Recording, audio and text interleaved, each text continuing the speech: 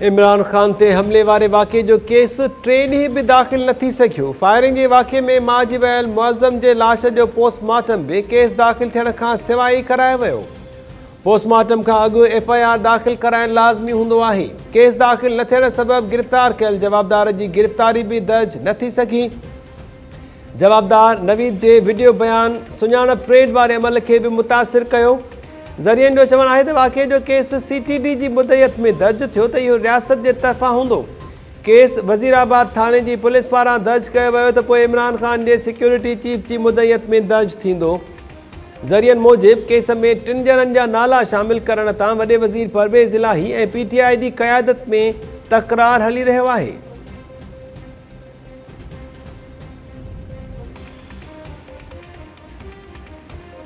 इदारनि ते हमला कंहिं बि सूरत में बर्दाश्त न कंदासीं। इदारनि जी बका सां ई मुल्क जी बका आहे। असां हिक शख़्स खे न मुल्की सलामतीअ जो फ़िक्रु आहे ऐं न ई इदारनि जो। उन शख़्स खे रुॻो इक़्तिदार ऐं इक़्तिदार खां सवाइ ॿियो कुझु नज़र नथो अचे। अॻूणे सदर आसिफ अली ज़रदारी जो बयान। आसिफ ज़रदारी पंहिंजे बयान में चयो आहे त असां दुश्मन जी हर साज़िश खे नाकाम बणाईंदासीं।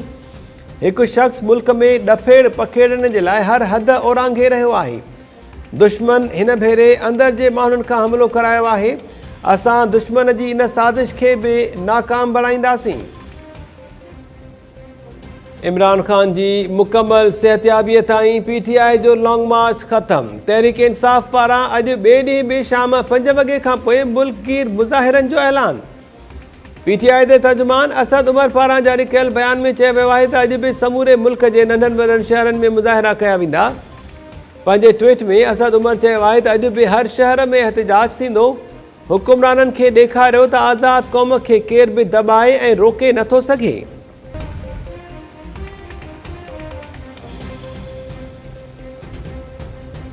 सिंध सरकार वज़ीराबाद में इमरान खान ते हमले वारे वाक़े जी जांच कराइण जो मुतालबो करे छॾियो। वज़ीर आज़म खां JIT जोड़ण जो मुतालबो। सूबाई वज़ीर शर्जील मेमून चयो आहे त इमरान खान इदारनि खे बदनाम करण जे लाइ हमले जो ड्रामो रचायो। लॉन्ग मार्च नाकाम थियण सबबि इमरान खान हमले जो ड्रामो रचायो। कराची में प्रेस कॉन्फ्रेंस कंदे शर्जील मेमून चयो त डॉक्टर्स चवनि था त 1 गोली लॻी आहे। इमरान खान चवे थो त 4 गोलियूं लॻियूं आहिनि। हक़ीक़तूं मालूम करण लाइ हिकु आज़ाद वफ़ाक़ी मेडिकल बोर्ड जोड़ियो वञे। मुअज़्ज़म गोंदल कंहिंजी गोली लॻण सबबि मारिजी वियो। जांच में इन सवाल जो जवाब बि ॻोल्हियो वञे।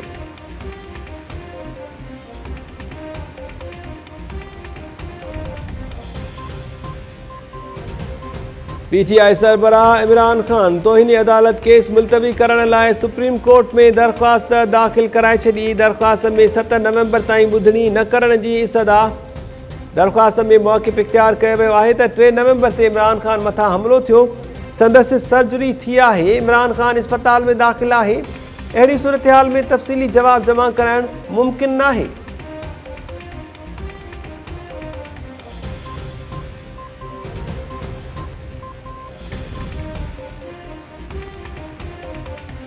वफ़ाक़ी वज़ीर अहसन इक़बाल चयो आहे त इमरान खान मज़हब जो कार्ड खेॾी मुल्क खे जमहूरियत जी पटड़ीअ तां लाहे छॾियो आहे।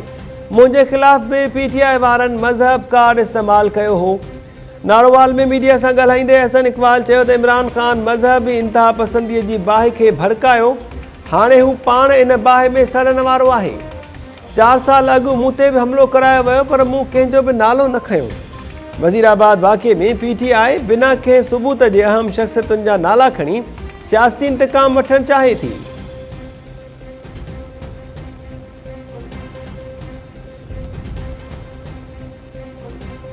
अरशद शरीफ जो मौत 2 गोलियूं लॻण ऐं 1 खां वधीक ज़ख़्मनि सबबु थियो। कीनिया में क़त्ल कयल सहाफ़ी जी पोस्टमार्टम रिपोर्ट जा तफ़सील साम्हूं अची विया। रिपोर्ट में चयो वियो आहे त अरशद शरीफ जे मथे में खाॿे पासे खां गोली लॻी जंहिंसां दिमाग़ में ज़ख़्म थियो। ॿी गोली खेसि चेल्ह खां मथे वारे हिसे में साॼे पासे खां लॻी। अरशद शरीफ ते फायर कयल ॿी गोली संदसि फिफड़नि खे नुक़सानु पहुचायो। 2 गोलियूं विचोले फ़ासिले तां जदीद हथियार ज़रिए फायर कयूं वयूं।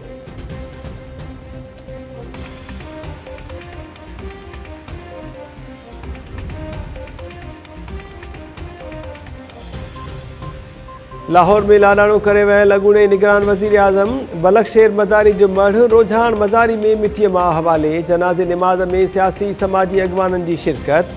पंजाब असेंबलीअ जे गिरफ़्तार कयल अॻूणे डेप्यूटी स्पीकर दोस्त मोहम्मद मज़ारी खे ॾाॾे जी आख़िरी रस्मुनि में शिरकत लाइ पैरोल ते आज़ादु कयो वियो।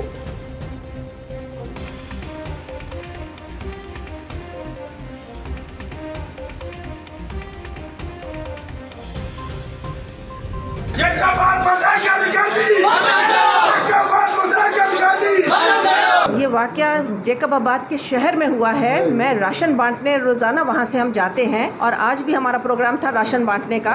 एजाज जखरानी जो जेल खाना वजीर है, उसका कजन जो उसने रखा हुआ है लोगों को कब्जा करने के लिए और उनको कत्लो गारत के लिए, वो कजन उसका जो मेरी जीप जो है उसके ऊपर उसने कातलाना हमला मुझ पे किया। वो तो अल्लाह का करम हुआ कि मैं उस गाड़ी में नहीं थी, मैं पिछली गाड़ी में बैठी हुई थी। उसने गाड़ी को आगे से टक्कर मारी, गाड़ी साइड पे हुई। मेरा कोऑर्डिनेटर था, उसने सारे शीशे तोड़े गाड़ी के देखने के लिए कि मैं गाड़ी के अंदर हूँ शायद, और इसको घसीट के बाहर निकाला और इस पर तशद्दुद किया। और पीछे से जैसे ही हम आए उसने देखा और फिर बाहर निकाल के इसको गोली मारने लगे थे। तो पीछे से, क्योंकि मैं दूसरी गाड़ी में आ रहे थे, हम पूरा हमारा काफिला होता है जब हम राशन लेकर जाते हैं, जैसे ही हम टर्न हुए तो हमने देखा वो इसको गोली मारने लगा था। तो जैसे उसकी नजर पड़ी कि हम पीछे से आ रहे हैं तो एकदम गाड़ी में बैठ के भाग गया वली जखरानी।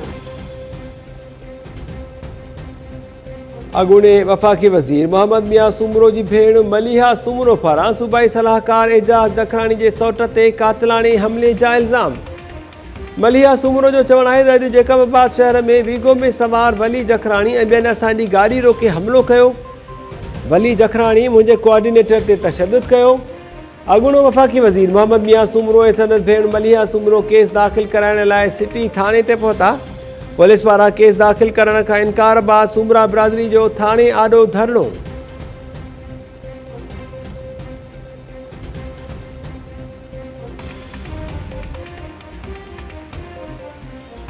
हाला पुलिस गिरफ़्तार कयल पीटीआई अॻवान मखदूम फज़ल ऐं संदसि पुट समेत 8 ॼणनि खे अदालत में पेश करे छॾियो। अदालत 2 ॾींहंनि जो जिस्मानी रिमांड मंज़ूर करे वरितो।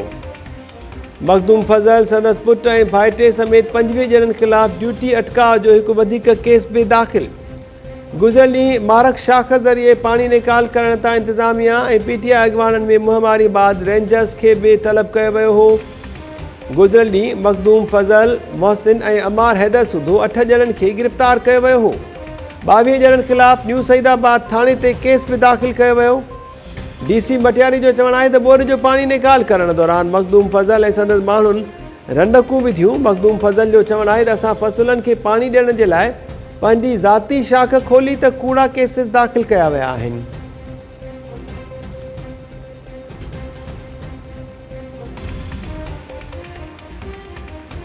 बाबा गुरु नानक जे जनम ॾिण जी तक़रीबुनि में शिरकत लाइ कराचीअ खां ननकाना वेंदड़ यात्रियुनि जी स्पेशल ट्रेन वॾे हादिसे खां बची वई। पंजाब जे इलाइक़े शोरकोट स्टेशन वेझो ट्रेन जूं 9 खां वधीक बोगियूं पटड़ीअ तां लही वयूं। मुसाफ़िरनि में ख़ौफ़ पखिड़िजी वियो। ट्रेन में औरतुनि ऐं ॿारनि सूधो 1000 खां वधीक यात्री सवार हुआ। रेलवेज़ खाते ट्रैक जी बहालीअ लाइ अञा के बि क़दम न खयां।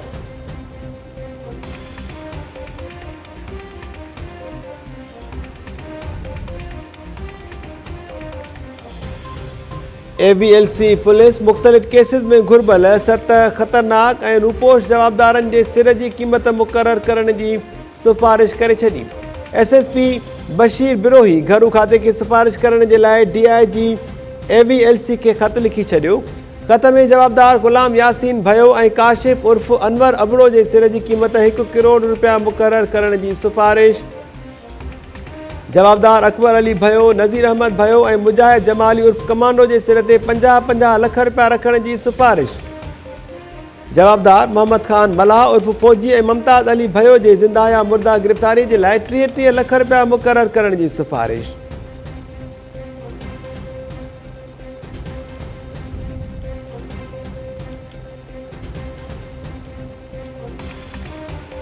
ठटो वेझो सुज़ुकी ऐं रिक्शा में टक्कर जे नतीजे में मलीरवासी ज़ाल मुड़ुस फौत, 12 समेत 6 ॼणा ज़ख़्मी। मलीरवासी ख़ानदान हिकु अज़ीज़ जे जनाज़े में शिरकत लाइ वञण दौरान हादिसे जो शिकार थियो। ठटो वेझो चिलिया जे इलाइक़े में सुज़ुकीअ सां टक्कर सबबि रिक्शा में सवार यूसुफ हिमायती ऐं संदसि ज़ाल आयशा थॾे ते दम ॾिनो। ज़ख़्मियुनि मां ॿारड़ी माहीन समेत 2 ॼणनि जी हालत ॻणितीअ जोगी।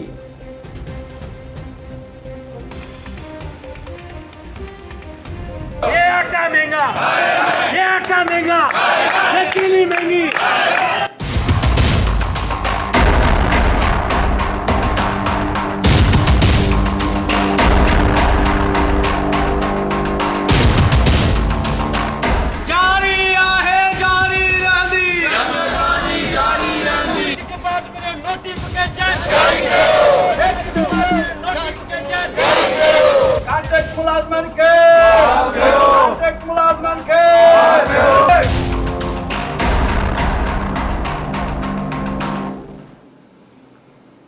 सिंध के मुख़्तलिफ़ शहरनि में हेल्थ खाते के मुलाज़मनि जो मुतालबनि की मञता लाइ चौथे ॾींहुं बि एहतिजाज। अस्पतालनि में OPDs जो बाइकॉट ऐं मुज़ाहिरा।